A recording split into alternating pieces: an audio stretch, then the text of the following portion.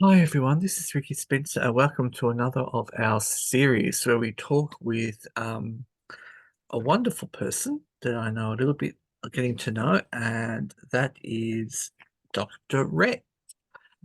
Dr. Rhett Loban is a proud Torres Strait Islander man, and we're going to learn a little bit about his wonderful publication. Um, we're going to talk about virtual reality technologies and how it can really give us a lens into cultural representations and how these cultural representations can sometimes challenge our ideas, but also it can build a bridge and gap to other people from different cultural diversities within Australia to get a snippet into what it's like to be a Torres Strait Islander person and some of the beautiful cultural ways of knowing and knowledges that you can then compare to your own living experience of your own cultural identity and see how we are actually very similar. So, Dr. Rhett Loban is a researcher and lecturer at Macquarie University, and his research interests include culture, game-based learning, and virtual reality. He holds his Bachelor of Arts honours from the University of Queensland and in 2012 and Masters of Information Technology from Queensland University of Technology in 2015. Rhett then received his PhD in 2020 from the University of New South Wales. His PhD thesis examined how players might learn about history through engaging with grand strategy video games, in particular the practice of modding. Hmm. Rhett also led the development of Torres Strait virtual reality, a game used at University of New South Wales to teach about Torres Strait Islander culture and knowledge. The Torres Strait virtual reality provides access and insight into aspects of culture, stories, customs, practices, and viewpoints through an immersive process. I could go on and on, but I really want to hear the voices that come through Rhett and talking about this incredible book that he's just published. Thank you so much for being on our show today, Rhett. So just tell us a little bit about your journey. How does somebody fall in love with video gaming? Oh, Thanks for having me on, Ricky. Appreciate it. Yeah, for games, it probably started off when I was small and I loved playing games. So I started off with my Game Boy. You have all sorts of games there. Pokemon, there's like some Mario games you can play as well. But I started off with my Game Boy, Hmm. and from there I got a Nintendo 64. Later on, I went on and I started playing on Xbox, and then it evolved into things like computer games as well through my adolescence as well. And that's when I started playing things like strategy games as well, which is what I studied in my PhD. And from there, I was going through university and I did my Bachelor of Arts, and I worked for government for a bit. But from there, I wanted to go into IT, and that's when I did my master's. And then it was at that point I thought I really liked games. I like playing them. Um, and it's something that I felt I had learned a lot from. So you obviously play your game, you play these games and you immerse yourself in these different worlds with characters and different settings and narratives. But they're also filled with like different, often these places are set in history as well, or Hmm. maybe they're set in like cultural settings as well. So it's not just uh, all fiction necessarily sometimes. Sometimes there's these other aspects there, and you're going through this process of engaging with this world and immersing yourself in it, and you're learning from it as well.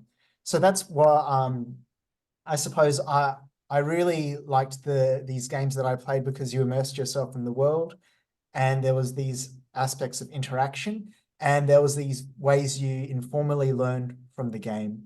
So that's probably one of my biggest interests in the game, like in sparking my interest in these games.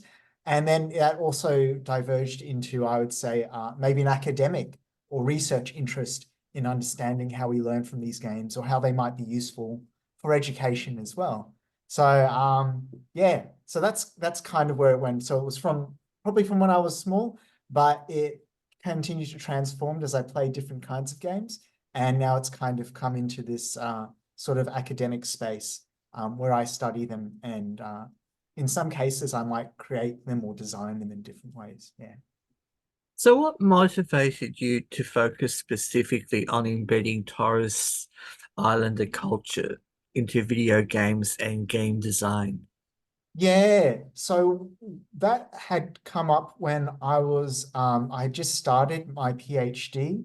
So that, just to be clear, the PhD was more about studying existing games and then looking at things like modding practices. Modding is when you take an existing game and then you modify it to create a new game or like a new version of a game or new game content. The Torres Strait Islander, Torres Strait Virtual Reality was a different project that I did at the kind of the same time. And that came about because there wasn't really that much representation of Torres Strait Islander people in kind of this sort of interactive media. There's not even, at that point, there wasn't really that much in kind of Indigenous Australians or First Peoples in Australia represented in kind of interactive mediums in that way. There'd been like little bits overseas, like Never Alone, and that's set in kind of like a Native American, or I believe it's maybe in Alaska as well. So over there, and you have like these other Native American representations, and some of them, there are a lot of issues with some of the ways that they're represented because it's not always the people representing those representations in games. But there wasn't really that much in terms of Torres Strait Islander or even Indigenous Australian representation in games. So there was this kind of space there. And I'd also started kind of teaching how to use this game engine at UNSW. So I was kind of picking up these skills with this specific game engine. There was this kind of absence of Torres Strait Islander culture in games or interactive media. And then it was at that point that virtual reality has been around for a while, but it had started to become more popularized and it was more accessible. And it had started to come out. And at that point, I had really liked the idea of putting on a headset, immersing yourself in kind of this space in the Torres Straits that's otherwise sometimes very hard to access for a lot of people, and that you can represent different cultural elements in this kind of world that you'll immerse yourself in. And, you know, whether that's in the sky and you kind of look up at these constellations, if you're navigating the islands and you're kind of interacting with these different story characters, or you're going out and you're following this narrative around the Tombstone opening, or maybe if you dive into the sea and then you see all these kind of like marine phenomena that might exist there. So, you know, the crayfish migration, the reef, and the kinds of animals that are there. So I really liked this idea of that immersion in context and learning through that kind of, I suppose, that method or mode of learning. So that's kind of where it came from. It was this idea that there wasn't that much there at that point in time, that this new technology, VR, had come up, and it was a really interesting way to kind of learn or immerse yourself in this context, and that I was kind of picking up these skills that I had just kind of learned by teaching on this course. And I had a colleague in the IT department, or in the IT support department, and they knew someone else that was in the Pro Vice Chancellor of Education's section. So I had put in a grant for it, and with the idea, and I got it, and I was lucky enough to get it. So from there, I just kind of started trying to build out the game, And obviously you go through different iterations, but yeah, it went from there, and I was starting on that journey of building the game. And I think you started to answer my next question, but I just also wanted for us to sort of think about how do you believe Torres Strait Islander cultural values and beliefs can enhance the storytelling and gameplay experience in video games? And I'm really thinking specifically about the emphasis now in our Australian curriculum, where, we really want to embed Torres Strait Islander and First Nations culture and ways of being within the frames of curriculum. How do you see this new, like your book can help and shape for teachers working in this space? Yeah, I think for me, if we're talking about the game, uh I think it's a good way of, because it's immersion in context, and you're navigating kind of these like landscapes and spaces. And often for many Indigenous people, or at least for some Torres Strait Islander people, but I'm pretty sure it's very similar for some Aboriginal people as well.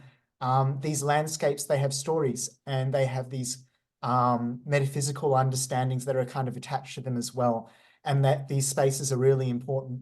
So for me, I suppose in the way that I was telling the story, you're kind of traveling across this landscape, and in the story, you are basically it's centered around a tombstone opening. So Hmm. basically a year or two, or whenever a family can afford it, after somebody's passed away, you have this end of a mourning period. And in the game, it's actually your responsibility to go collect these different items and different objects and foods for the tombstone opening that will happen. And for me, this is and in remote communities, but I think in a lot of Indigenous communities, we all have these responsibilities to community. And through this game, it's you kind of fulfilling these duties that you're involved in within your community. And it's you going on this journey and traveling through, and you're learning through this idea of immersion in the place and immersion in context and space, and carrying out these kinds of these duties that you have to fill within this cultural context.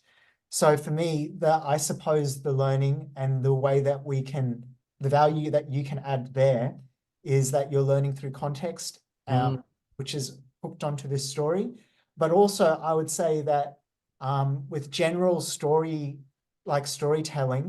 um, there's limitations to the game, but with things, if we're thinking it from an educational angle, things like going on country or place, and storytelling and talking with people, we're really engaging in things like sensorial experiences or emotion-based pedagogy.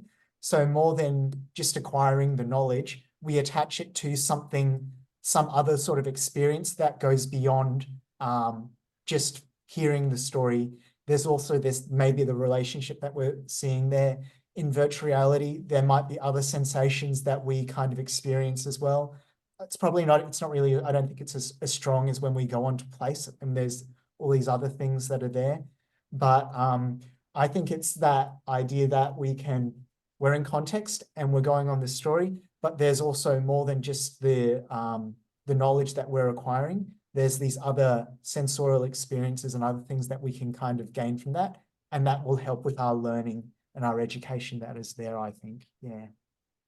And what challenges did you encounter while researching and incorporating Torres Strait Islander cultural practices in your gaming design? Yeah, so there are a lot of challenges there. So I guess the first is that there are limitations on your budget and your staff that you have, and that you have these time constraints as well. So you have to be I suppose thoughtful about these sorts of limitations, and you have to create what you can based on uh, uh, what the resources that you get and within those time frames, right? So one of the issues that we kind of had was, so I built the game and I had help as well, but there we had limited resources in building realistic models of Torres Strait Islander people that would match the look and the feel of the game. So if you were to actually play the game, there's no Torres Strait non-playable characters in the game. So you're kind of traveling through this world, but the people aren't there per se.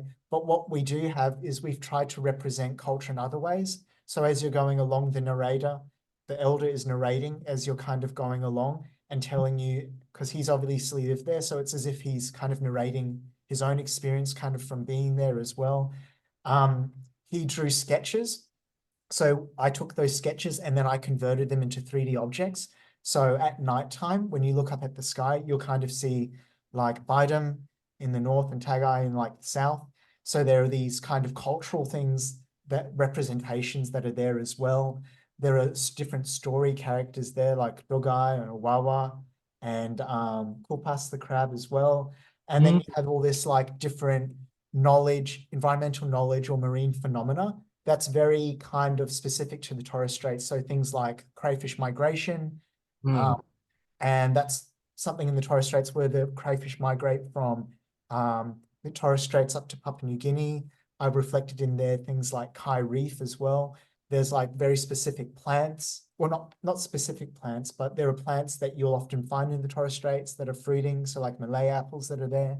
So um, uh, although we couldn't represent Torres Strait people in the way that we wanted to in that way, there are other ways that we can represent them. And if you look at there's a lot of animals in the world as well. And for many Torres Strait people, we have totems that are representative, like animals are totems as well. So they're representations of Torres Strait people in the game as well in that way.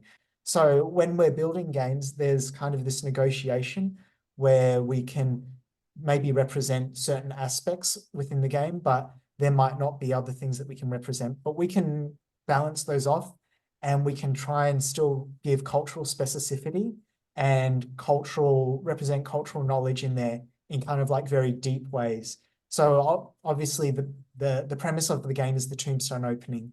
So there's, whether it's in the premise of the game to visual representations in the sky, the land, or the sea, we're still representing Torres Strait culture and knowledge wherever we can, even if there are these kind of limitations that we encounter. But the other aspect is it's always an improving sort of thing as well. So what we end up with the first time, we always get feedback from community or from elders or from other people with cultural knowledge. And that then is kind of reshapes the game. And then we create a new version of the game. So it's like iterations, right? And that's a thing in information technology as well and in software development. You go through different iterations with users because you'll find you have these biases and you'll find things that the user picks up that you didn't pick up. So there's always issues and things you'll encounter along the way, but we try to iterate both on like an ICT and software development level and on a community and cultural level and protocols to improve obviously the design and ICT output, but also to improve kind of the cultural representation and like the cultural soundness, I suppose, of the game. But at the end of the day, we're trying to represent a Torres Strait Islander view and those knowledges. And that's the kind of the important thing there, I suppose. Yeah. mm. Well, very interesting um, way of really highlighting the fact that developing it's sort of like it's a very fluid sort of space that you can always continuously developing and modifying, and almost the community being involved in its iterations, which is a wonderful way that it's not stagnant, but it's actually always morphing. And the more we morph, the more we become, reach that level where everybody's can really be involved into that space, and it makes it so authentic. And in that way, I guess it leads to my next question. In what ways can video games serve as a platform for preserving and sharing Torres Islander traditions and history within a global audience? Yeah, so I think video games and interactive media, like digital interactive media, they're a really excellent way of representing Torres Strait Islander views or broader kind of Indigenous Australian views or views of like a lot of cultures. Do you know what I mean? So, and for me, they're important because they're a sort of interactive medium. And for from my perspective, a lot of those kinds of ways of presence and being in place and interaction and tactile sort of uses really fits with many Torres Strait Islander, but I think also a lot of Indigenous ways of knowing and being and interaction and engagement as well. So I think it's an excellent way of kind of representing those knowledges because it really aligns with a lot of ways that we might think of learning in, you know, place or country or wherever it might be. And it's a really great platform as well because it makes the culture more accessible. So the Torres Straits is a relatively like remote community and Mm, it's quite hard to get to. So one of the real draw cards of virtual reality is that it can transport you to these spaces that might otherwise be very difficult to access. In some simulations, they're otherwise inaccessible, but in our case, it's very difficult to access. So it's really, I think it's a really great way to give insight and access into that kind of perspective or that space that's there. Um, is that kind of the answer to the question that you were thinking? yeah, and it kind of leads on to the next one. So, how important is it for Indigenous voices and perspectives to be represented and amplified in the gaming industry? Yeah, I think it's very important because often what you'll find is that if Indigenous people are represented, they're often represented by outsiders. And you know, some of these people they have very good intentions, and a Mm, lot of the mistakes that they make may be very like unintentional in the way that they represent the knowledge, but they haven't really lived in the same way that the Indigenous person has within the community. They haven't maybe, or maybe they have, but it's still not the same sort of experience that an Indigenous person would have in the way that they view the world and engage the world from the time that they're raised to when they're an adult, right? Uh, mm, so I would say that community is really, it's really important to have Indigenous people involved in the games industry because what we're representing is essentially like knowledge. These are like knowledge representations. Instead of being in a book, though, or in a movie, it happens to be in an interactive medium, and we're learning through the process of interaction and you know, engagement. So having Indigenous people in this space is really important because not only are you going to end up with, you know, if you engage them as a part of the process, you're going to end up with deeper representations of what the knowledge might be, rather than these perhaps what we might think of like surface level tropes or surface level kind of like understandings of what the developer thinks Indigenous people see, how they see the world, rather than how Indigenous people actually see the world. So it's very important in this way to have Indigenous people to have representations of knowledge, but also because it's really a benefit for developers and for the gaming companies to have these kinds of views because they're telling stories that are new and you have access to these deeper knowledges that you wouldn't really know otherwise. You read a book and you kind of make sense through of that culture through that book, but you don't have, you don't know the complete picture. You don't know the context from which that culture has come, you know, that knowledge has come from. So by having people in these spaces and as a part of like the gaming industry and developing games, I think we can tell deeper and more interesting and more meaningful stories than perhaps what developers who may not really have that much understanding of the culture, what they think how they might represent it in game.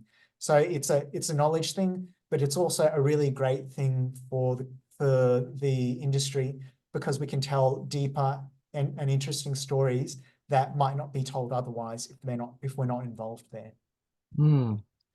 And how can game developers collaborate with Torres Islander communities to ensure authentic and respectful representation in video gaming? Yeah, so I think there's like a lot of different ways that developers can work with Torres Strait Island people or even Indigenous people more generally. Perhaps other people have different ways of engaging.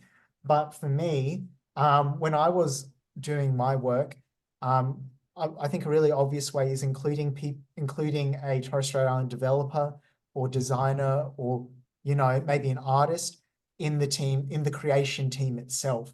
So you have someone there that's representing the culture in the way that they see it and from that community perspective, and that they can kind of shape and guide the game in the way that it's going. Another option might be to embed like an elder or a knowledge holder into the game kind of team itself, or maybe as some sort of consultant, and they come in and they provide guidance there as well. But there are other ways like, for example, you could, in game development, we have quality assurance processes. So you develop the game and then towards the end, you have this kind of play tests. You could do the play tests with the community.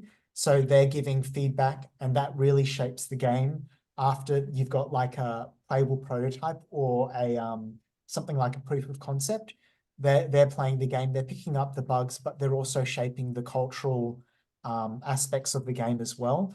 And that's kind of creating that sort of uh, swerving it in that kind of direction, or it's creating a way that it's hopefully a bit more culturally sound. There are things that are like very specific games, or specific games might require that you actually have to engage people with very specific cultural skills. So I was working on a project where we were modding the game Beat Saber. And that's like this game where these boxes fly at you and you're hitting these boxes in kind of these directional ways. And Mm-hmm. that's to the beat of music going in the background. And so when you're doing this, you're creating this kind of dance rhythm to this going on in the background. So, and I was in a team that was led by a wushu grandmaster from the Chinese community here in Australia, and a Chinese musician, and she created kind of this kind of dance fighting traditional Chinese music called I think it's called fuxia, and was wuxia. I think it's fuxia, and and essentially what you're doing there is you're doing these martial arts moves, but it's to this kind of um, beat going on in the background that's kind of got this cultural inspired elements to it. And so basically the core mechanics of that game is your movement and the choreography and the music that's going on in the background. And that mod wouldn't have worked if we didn't have the martial arts master involved, and it wouldn't have worked if we didn't have the musician involved. So there are in cases where you have very specific cultural skill sets and they have to go into the game for it to function in any meaningful way. And then you could also involve community in ways like there are the people over in Scandinavia and the Sami community, and they were doing these kind of things called game jams. And they're these like speed prototyping of games. And that was working very closely with community. And I could see something like a game jam with this kind of community. And Mm. from that, you develop this prototype game. And from that, that forms the foundation on which you build a more fully fleshed out game. So I think you could involve communities from embedding team members to including elders to having them in quality assurance, the phase. You could include people with very specific skill sets to even having like a game jam, and that forms the foundation of the game. So I think there are many, many ways developers can include community. And I think you can have multiple methods in there to make sure that culture is really represented and cultural practice is really embedded into the game development. And then at the end of it, you can be very you can be very confident that you yourself have kind of embedded culture in the game where is possible. And this is a really great thing as well, because this isn't just you including community, it's also developers who aren't a part of the culture going on that learning journey as well. So it's really a form of improving their own cultural literacy, or having a greater and deeper understanding of culture through the development of working with community and forming those relationships as well. Wow. So where can people get access or purchase this game? Yeah, so unfortunately it's not publicly released, but I do exhibit it at a lot of learning and STEM events. Mm-hmm. So it's something we implemented at UNSW, but I still kind of exhibit it and I show it in my classes, but I just haven't publicly released it. But I am considering and thinking about new games, and that's something that I would probably release publicly in the future. But that's still a project that I'm still thinking about and still trying to work out. Yeah. I mean, I see so much potential of this in our schools, especially in our primary and secondary schools, and how rich having something like this to really understand the First Nations and Torres Strait Islander perspectives, which we all love and really want to give our young people as much exposure, but in an almost an authentic kind of way, because they can really get into that space and learn through the senses. And I think that's something that we're learning more and more, as we're breaching the new nuance of digital landscaping, that, this is how young people love to learn, and even us older folks, are learning.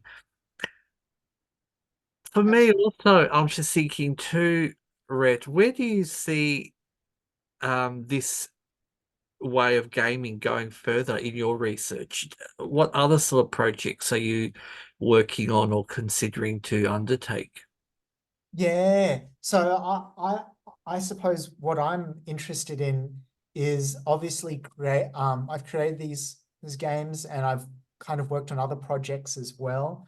But what I'm really interested in, and it kind of also stems from my PhD project, where we found that a lot of people in these gaming communities, they were modding games, but modding was an informal process for learning, because essentially you have to do research on history, and then Hmm. get that, and then you have to do a bit of computational thinking and think, how do I represent this in kind of like digital content, or in kind of gamified content or gaming structures. And what I really think is interesting is how people will learn through building their own digital media. It doesn't have to be games. Games are a bit complex because you have to start learning programming, but maybe it could be through games, but it could be through other sorts of digital representations as well. And for me, I hope this kind of aligns with things like universal design for learning, or Hmm. things like activity-centered uh, analysis and design, where we're thinking about different kinds of activities to engage students. And for me, a piece of research that I've kind of, and something that I like in my own sort of pedagogy, or I try to implement in my own pedagogy, is this learning through cultural immersion and engagement with community, and then thinking about those kinds of experiences that you've had and kind of your own cultural understanding, and then representing that through digital design and in some sort of digital output or some sort of piece of digital media.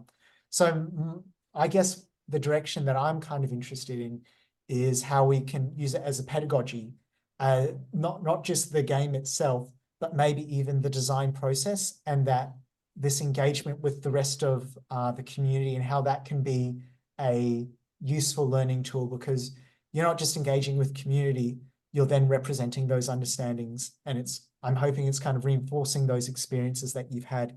And then you've got something at the end of it to show as well. So I suppose I'm interested in that kind of research and where that might go next. But we'll see how it goes. So yeah. And with the publication of the book, can you tell our audience the title and where they can purchase this copy? Because I know we're going to have a lot of pre-service teachers wanting to get their hands on his copy. throughout Australia as part of understanding how we can use gaming and culture in classrooms. And I know social work students throughout Australia will want to get their hands on it as well. Yeah. So the name of the book is Embedding Culture. I've actually got it here. Hey, I love the. Can you just show us the picture? That's a beautiful picture. How did you decide to get that image? Was that something? Does it have any symbolism? Yeah, well, it's based in it's called, so the title of the book is Embedding Culture into Video Games and Game Design, the Palm, the Dogai, and the Tombstone. So the whole premise of that was the Palm is basically a very important cultural concept in the Torres Strait. So physically, it's everywhere. So if you're ever stuck on an island, if you've got Yeah, a coconut palm tree, you're pretty much set because you can get coconut flesh, there's yeah. water, milk. You can hollow it out and you can like turn it into a bowl. The husk is like an insect repellent. You can make the palm fronds into like shelter. There's all sorts of things. So the palm is very important in terms of like a resource, but it's also a really important metaphysical sort of understanding in the Torres Straits because we actually see it as a representation of culture Mm. and how culture changes over time as well, because culture isn't always something that's static. So Mm-hmm. the roots are representative of kind of deep culture. So things like long-standing histories and traditions. There might be certain kinds of singing, dancing there, different kind of cultural practices. These feed up through the trunk of the tree. And this is kind of mediated, could be a person mediating, it could be something else, an organization, but it's then transformed and you have these palm fronds that come out at the canopy of the palm. And those are new representations of culture. And so the coconut palm tree is very important in the Torres Strait because it represents culture and its shifting nature. The Dogai, and you can see it's like this octopus. It's Mm. basically a spirit, but it shapeshifts. And that's kind of so that's like another that's a very that's a story character often told in Torres Strait stories. And that's kind of more of a conceptual thing that I drew on because I use both the concepts to talk about design and representation. So one's a representation with a deep understanding, and that draws from, from these kind of long-standing things, and it comes up with a new output. The Dogai is kind of like a shapeshifter, but the forms it takes, they're kind of these very surface level representations. And I saw a similarity insofar as when we're creating something, if we don't have a lot of knowledge, we kind of create these very surface level representations that with our limited understanding that we might have. And I saw those as two kinds of ends of an opposite. Is that one, we're working with these kind of deeper understandings to represent and create something. And if we don't know something, we might create something that's perhaps not as representative as we would like. So that's kind of the where that came in. And the Tombstone is basically the basis of the game. Mm. And that's kind of essentially what that's where the main case study in the game is, right? So that's a representation of the palm, the Dogai, which is in the form of an octopus, and a tombstone, which is what the whole game is about. And it's about the tombstone opening. And it's set on a beach, and you can see the water there as well. And yeah, it's not the complete picture. And this was done by an artist. Uh, Oh, wow. so that's the full picture. That's And stunning. yeah. So that was done by Washa, and she's an artist and she's in Canberra. But I was directing her in kind of what I wanted, and so she kind of represented it in that way. So that's kind of the book, and it really details it's the next best thing because if you can't play the game, that's the next best thing because it basically represents and talks about the game and the design process, all the sketches that are in there. So that's the book, and I think that's available. It was done by CRC Press, which is like a computer science sort of arm of Taylor and Francis or Routledge. Hmm. So you can buy it from their website, but I think it's available in a lot of Yeah. bookstores. We'll Uh, put a link to it for everybody who they can get it, because I can't wait to order my copy, because I think it's going to be a valuable resource for all people. I mean, I think everyone has, if you want to really learn and have also fun. This is what I love about your ideas. And now I'm getting to know you more and more, Rhett, that you really want to embrace people. You're kind of inviting people. It's almost like you're opening the window and then you're entering the world and you're seeing, wow, this is beautiful. And it's a wonderful way to, as you said, to immerse yourself into authentically created culture, and really start to have a deeper understanding, and maybe fall in love and appreciate our diversities around Australia, and especially our Torres Strait Islander communities, which we must learn more about. Dr. Rhett Loban, it's been wonderful having you as a guest, and we look forward to other conversations with you in the future. Thanks for having me on, Ricky. It's been a pleasure.